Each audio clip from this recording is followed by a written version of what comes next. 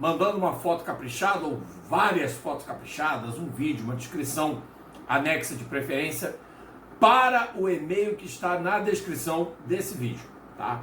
Não é na caixa de comentário não, é na descrição do vídeo, tem um e-mail lá para você poder enviar a sua contribuição, a sua preciosidade.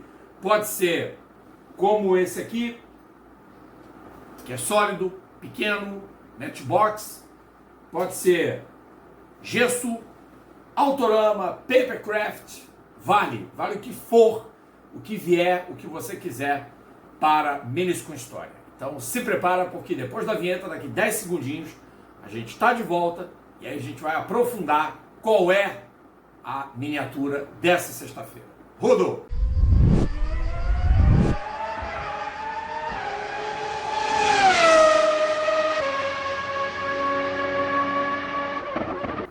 Então é isso, pessoal. Eu sou Rodrigo Mataro, o seu anfitrião, e desde já te convido a colaborar no canal, com o canal. Como? Primeiro, se inscrevendo no canal. É muito importante a sua participação. Segundo, deixando o seu like. Terceiro, ativando o sininho para receber as notificações de conteúdo. Qualquer conteúdo do canal. Quarto, você pode hypar este vídeo. Você pode deixar o seu valeu demais, se você quiser deixar um superchat ou um Pix, tá? Tem o QR Code aqui aparecendo na tela para que você possa colaborar com o canal, para que ele continue trazendo eventos ao vivo. Claro, são gratuitos para o público, mas a gente tem que pagar. Sabe como é que são as coisas? Bom, Minis com História hoje traz uma colaboração do Éder Berton Nares. O Éder é habituê do canal, vocês deveriam fazer que nem o Éder, comparecer sempre que possível com as suas preciosidades. E o que ele manda é muito legal, porque é um carro alusivo a 24 Horas de Le Mans, que foi tema do último TBT, que foi tema do último Minis com História. Foi um dos carros que foi derrotado pelo McLaren F1 GTR em 1995, há 30 anos.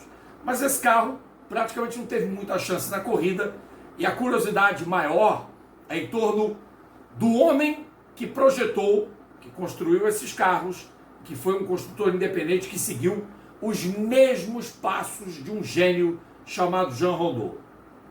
Eu me refiro a Yves Courage e o seu projeto C41, que disputou as 24 Horas de Le Mans de 1995.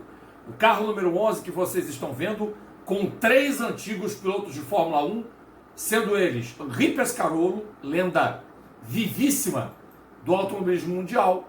Além dele, Frank Lagorce esteve presente, e Eric Bernard, que foi piloto da equipe La Russe, foi piloto da Ligier na Fórmula 1 e foi figura de destaque do automobilismo francês dos anos 80 e 90.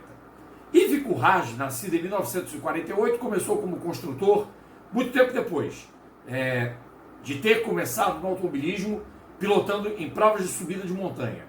10 anos depois da estreia dele, que ocorreu em 72, no ano de 82, o Yves Courage resolveu seguir os passos daquele que ele considerava o seu maior referencial, justamente Jean Rondeau.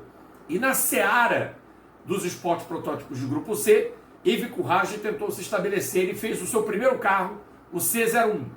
Então toda essa trajetória que deságua no Courage C60, no C65, no LC70, no LC75, que foram os últimos carros com a grife Courage, já meio que encampados, os LMP1 por Henri Pescarolo, os LMP2 por Serge Saunier, e depois o Henri Pescarolo pega a propriedade intelectual desses carros, transforma em Pescarolo, depois Jacques Nicolet transforma esses carros em Ligier, mas a história começa com o Yves Courage, com os seus protótipos Grupo C, em sua grande maioria equipados com motores Porsche.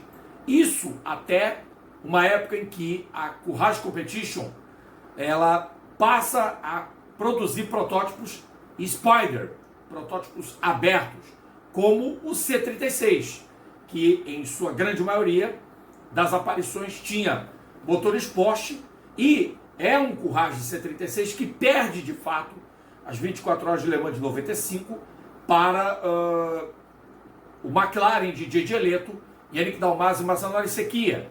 Era o carro de Michel Ferté, de Eric Hillary, de Bob Wollek e Mario Andretti, que foi segundo colocado na prova de 95. Ele tinha, na grande, imensa maioria das oportunidades, motores Porsche 3 litros com 700 cavalos de potência. Em 1995, além da versão C36, foi produzido o C41 com o codinome 001 para participar da categoria World Sports Car Championship. O carro foi equipado com pneus Goodyear de 17 polegadas, uma caixa de velocidades Intermotion de 5 marchas mais ré, tinha peso mínimo de apenas 851 quilos, um tanque de 80 litros de combustível, chassi monocoque em compósito de fibra de carbono, um ninho de abelha e alumínio e rodas BBS. O motor era um motor Chevrolet V8, motor central longitudinal, 2 válvulas por cilindro, com taxa de compressão 13:1 e potência estimada em 560 cavalos. Durante os treinos podia chegar a 700 cavalos. E esse carro foi o modelo que, desenhado por Paulo Catoni, tornou os projetos da Courage mais modernos.